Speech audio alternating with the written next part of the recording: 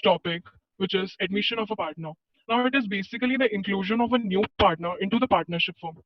Guidelines related to it must be given in the partnership deed, but even if it is not given in the partnership deed, then also admission can be happen by the consent of all the partners. Now, a point to be noted here is if any one of the partner is not allowing the new partner to be admitted in the firm, then the admission couldn't take place. Now, our next topic is what could be the reasons of admission of a new partner. Now, new partner can be admitted because of the capital requirement of the business or to motivate any employee. For example, if a manager is doing good in the firm and is working for many years, then the existing partners may choose to make him the new partner to not only motivate him but to all the employees for doing good in the business. And another reason could be the requirement of experienced person for the betterment of performance and if any old partner is retired. So these could be the reason, and there could be many reasons beyond this discussion. So our next topic will be the rights of incoming partner. Now, what will be the rights of incoming partner? So the incoming partner will get assets of the firm when he brings the capital. And by bringing the goodwill, he will get his share in the profits of the firm.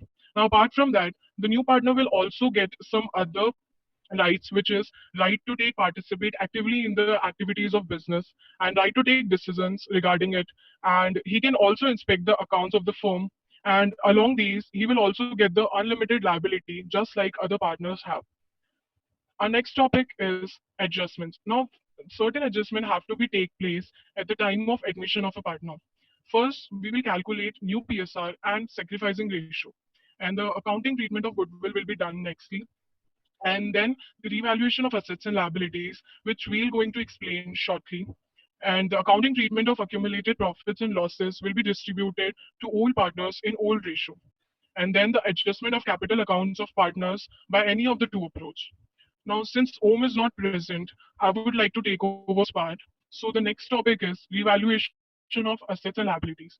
Now, revaluation of assets and liabilities is done to bring the asset and liabilities to their original value by the respective value by the respective date, and by doing so, we can get the information about the profit or loss arising therefrom.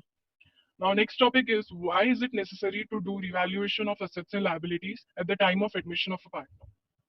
Now, if the firm is having sufficient profit, the old partners will not be ready to share it with the new partner.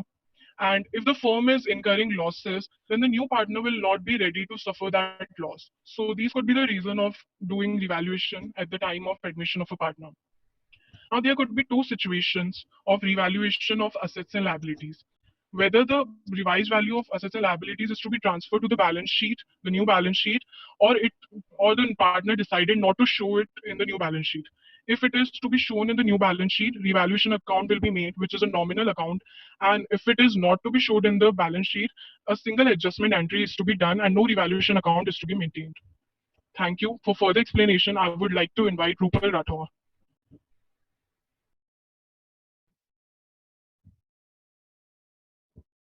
Good morning, everyone. Myself, Rupal Rathod, and the topic which I am explaining is when revalued values are considered while preparing balance sheets.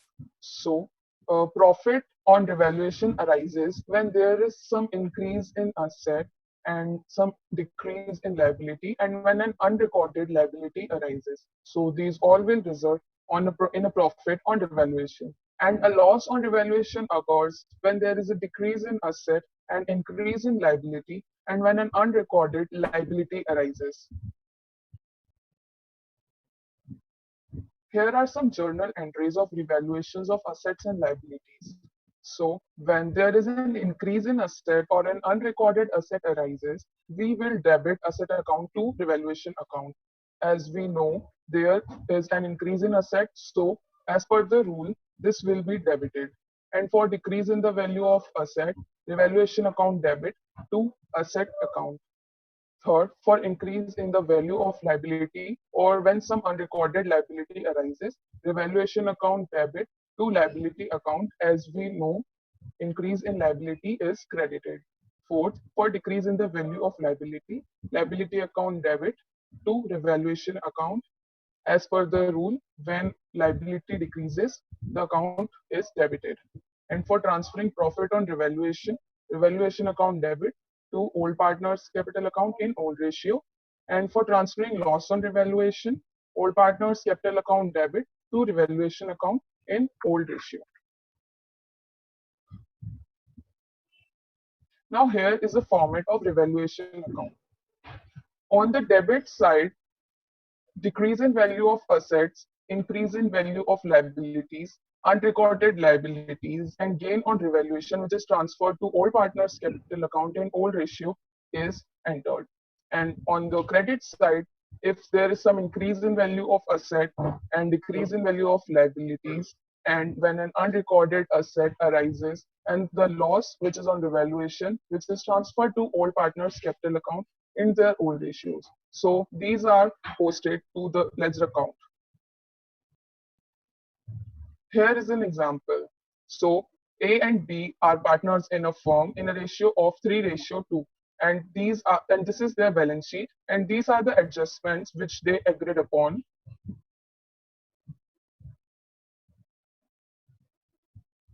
Now we are going to make the adjustments in the revaluation account.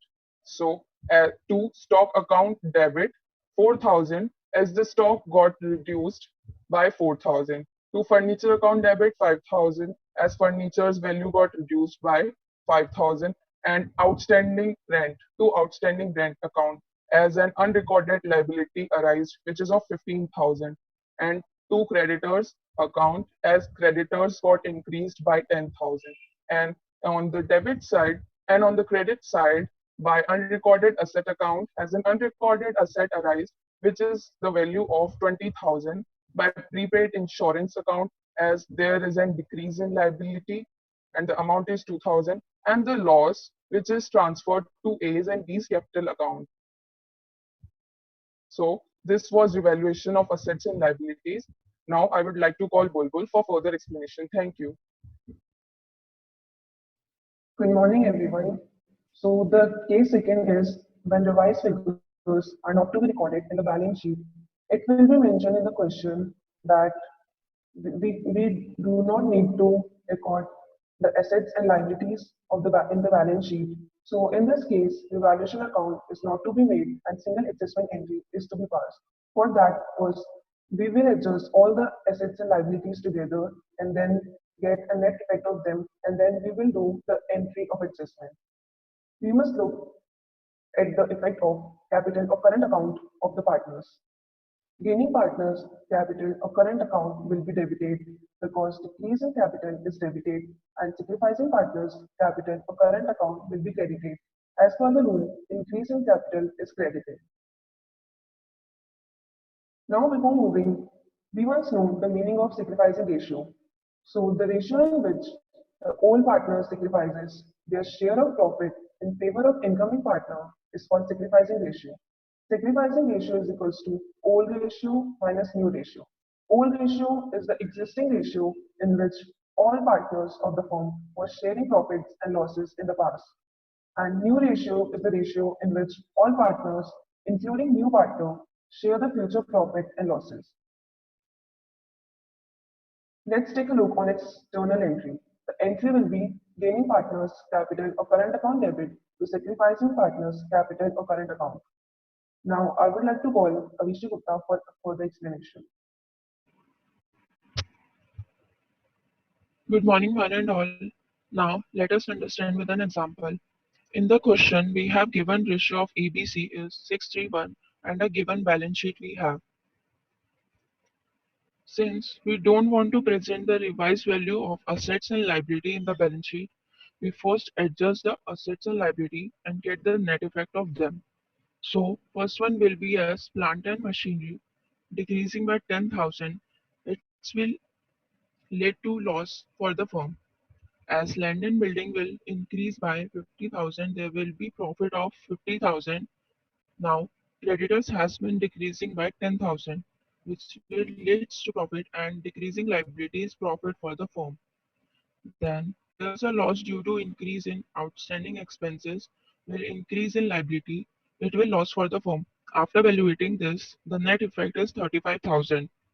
Now here is A is sacrificing 3 by 10, C is gaining 2 by 10, D is gaining 1 by 10.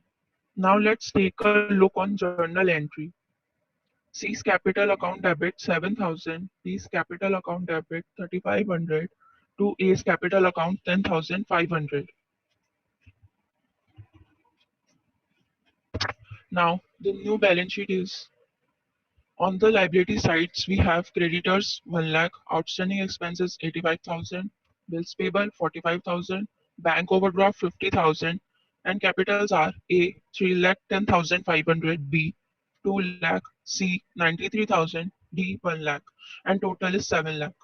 On asset side, we have plant and machinery 3 lakh 50,000, land and building 5 lakh, debtors 30,000, bank 1 lakh, and the total of balance sheet is 9 lakh 80,000.